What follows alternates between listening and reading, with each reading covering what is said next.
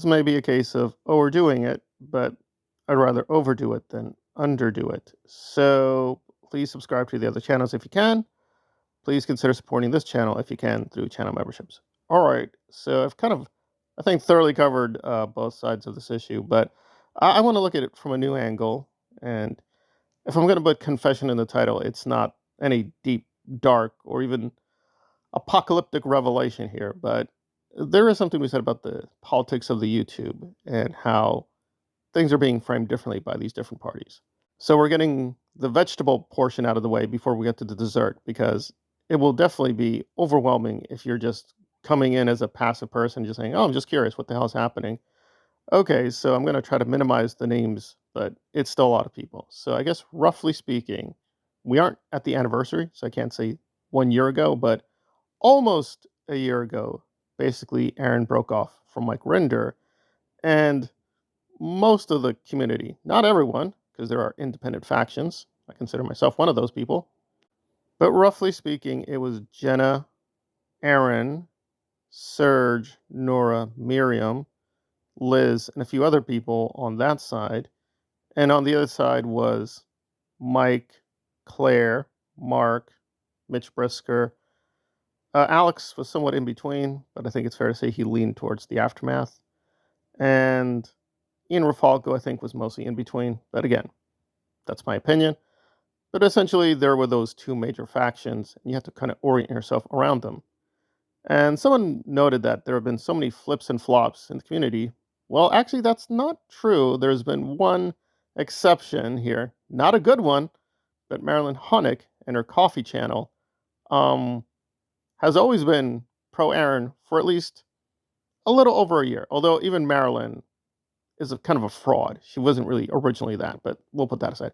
But at least in her recent incarnation, she has been, since that nearly year ago split, been on pro-Aaron team. But now to see how rapidly things have flipped, Serge, Liz, and now even Miriam have separated from Aaron.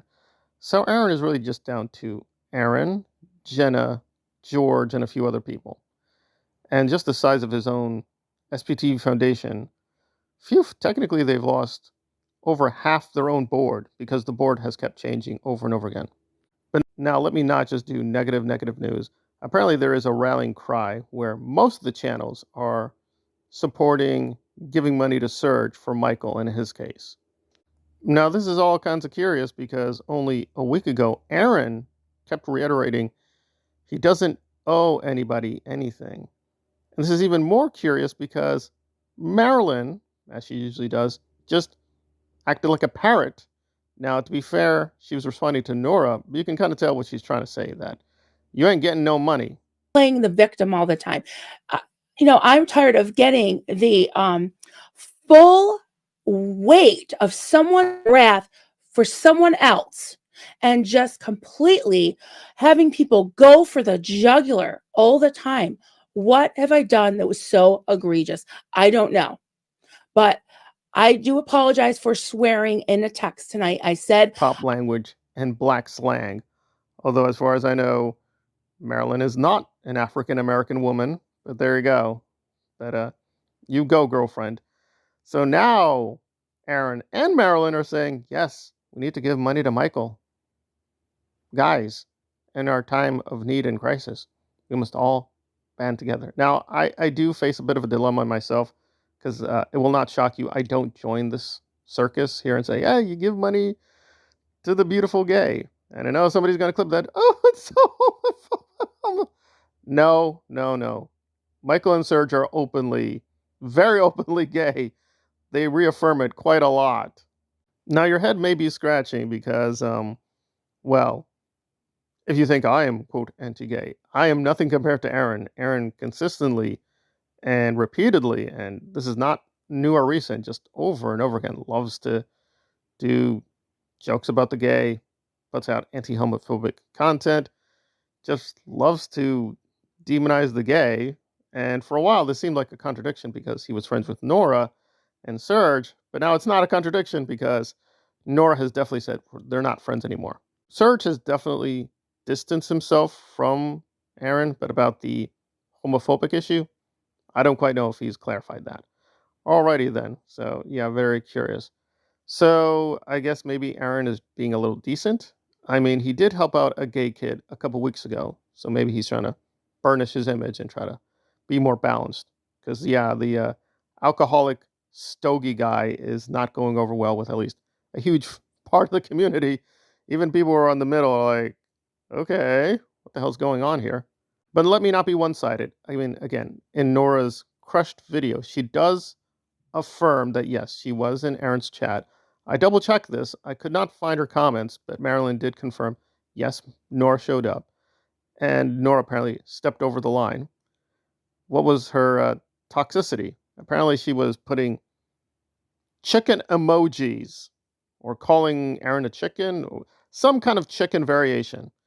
And of troll, right? When Nora came in with the clown emojis and the laughing emojis and mocking emojis, and then all the, I don't remember exactly what they were, but they were several. I finally timed her out for 30 minutes.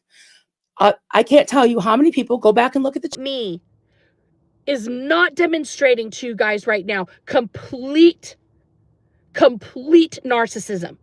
This man spoke to me for over an hour while I was falling asleep and on anesthesia and still wants to brag about that conversation. He is a sick individual. And if you guys can't see that. All right, well, hopefully that covered both parties fairly. So now let me get to the confession time, which I don't think Marilyn's going to do, but it is what it is. So Marilyn's channel at its peak, I think, had 6.6 thousand subscribers. Again, it's hard to take precise figures. There are indices, to use the technical term, where you can try to measure a channel and its growth. So we know more about how you lose people, but not really your peaks or whatever. But we want to get a basal point here.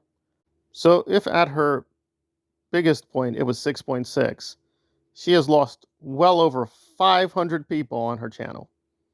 It's pretty jaw-dropping. It is an insane free-for-all. Now, technically, Nora has lost more people. She's lost over 1,000 people, but she has a base of 14,000 subscribers. Marilyn has now kind of a base of 6,000 subscribers. There's been a lot of chatter in the communities of, well, what exactly is going on with all this drama and the framing with all these YouTube channels? I'm not going to do a full essay here, but it is kind of telling that you had this pro-Aaron channel, which, as Marilyn does affirm, and you can double check it yourself, you don't have to believe me, she's only been here a little over a year. So the channel grew pretty enormously, and we kind of know why. She just jumped on the popular bandwagon, and she shut up real quick when Aaron was very popular, because at least about a year ago, most people did side with him. You know, you got to be brutal in terms of popularity. And again, I'm not excluding myself, right? Although some of the biggest videos I've had have nothing to do with Aaron. I know people keep accusing me of that, but no. If you look at the numbers, the biggest videos I've had have been the Dune videos. And I'm trying to get back to that. And I'm going to have a few things. So be ready for those. But in terms of this situation, yes, I mean, you'd have to say that a lot of channels did ride this wave of being on the pro-Aaron side, including Nora, right? She put out quite a few pro-Aaron videos, because Nora has definitely lost, I would assume, about 1,000 or more of Aaron people who just a few weeks ago they were saying, okay, I'm subscribed to you both, but guys, I just don't like this. I don't like this. I wanna love you both. And now apparently they're picking and choosing, and the Aaron people are pushing back. They're in the comment section and they're going at Nora really hard. And with Marilyn, because she's so pro-Aaron, she's losing a lot of the people who used to like Miriam, Serge, and ironically, Nora. So if you were a fan of Nora, or are a fan of Nora, what Marilyn is doing, you're not going to like very much. Now, to play devil's advocate, I think what the Aaron people are saying is that, and Aaron did himself say this, that Nora is being pathetic because the only time she gets any real traction on her channel is when she does drama about Mike Rinder, or now Aaron, and so she's not really being the anti-Scientologist activist that she claims to be. Well, one, this isn't true. She just did a series on Narconon. Now, granted, Narconon is not, I think, this big, flashy revelation. For those who don't know, Narconon is a front group that the Scientologist people put out there. They have quite a few of these, Criminon, Narconon, just a lot of these nons. And they're pretty transparent, so it's not really spilling too much tea to say, it's a front group. But there you go. Nora did a few videos on that. But yes, if you do look at the numbers, it's like 1,000, 2,000, whereas the Crushed video now has over 10,000 views. And Nora promises from now on she will not be talking about Aaron or mentioning Aaron ever again. Well, see, I just don't think it's healthy. I think if you wanted my advice, which nobody's asking for from these channels, I think there are two major things. If you want to say, well, wait, how do you grow on YouTube? One is consistency. Usually consistency is you keep uploading within consistent periods, consistent times, consistent themes, so on and so forth. Sounds like branding, but again, a lot of people put out the same thing, but it doesn't go anywhere. So it has to be more than just the same topic or the same theme. There has to be a consistency to the content, I think, in both quality and quantity. The second factor is reliability. And again, each channel is different. Some channels do better at this, some channels worse. You don't want to keep contradicting yourself. Now, I do also movie reviews, cultural reviews. KAaron himself, if half your content contradicts your other content that you're putting out, that's not going to look good. So Marilyn was doing okay when she had some consistency in the messaging that, guys, Mike Render's the devil and Aaron is the angel. And she was able to call upon the saints, Saint Serge, Saint Nora, to confirm that cognitive bias in the audience. But now that bias is being disrupted because Aaron has cut off his friendships with Serge, Nora, and other people. So the message doesn't make a lot of sense anymore. So her reliability is being called into question. And now she's affirming, yes, I'm censoring people to protect Aaron. Well, if you're censoring people to protect a narcissistic abuser, that's probably going to be confusing to your audience because, like, wait, I thought we were fighting Scientology because it's a very narcissistic, abusive cult. And there you go. So her reliability is being called into question. So she's reliable before, as long as she was attacking Mike Render, but now she has to defend Aaron all the way through. And that's kind of turning off a part of the audience. And Nora has the same problem because for years and years and years, her and Aaron were friends, right? They were close allies. You can go back, and this is not ancient history, months ago, and they were all hugging and touching and feeling with one another. So there's reliability on her part that's being called into question, saying, was that ever real? Were you using Aaron? Even if you agree with her, you could look at it like Nora was manipulating Aaron, and so on and so forth. So it's just a lot of question marks about the reliability of these kind of channels. Now, again, I'm not bragging here, but my channel, not massive growth, but it has seen some steady growth. So why? Well, I think even if you disagree with how I'm interpreting things, there is reliability in terms of content, quality, and the messaging, where, for the most part, I'm pretty neutral here. I don't really have a side or big dog in the fight here. Let me address one big thing. People are saying, well, why don't you focus more on the Scientology? Well, you answer your own question. I mean, was Marilyn really concentrating on Scientology in her video? No. Was Nora concentrating too much on Scientology in her Crushed video? No. We're talking about this thing because Aaron has made it a topic.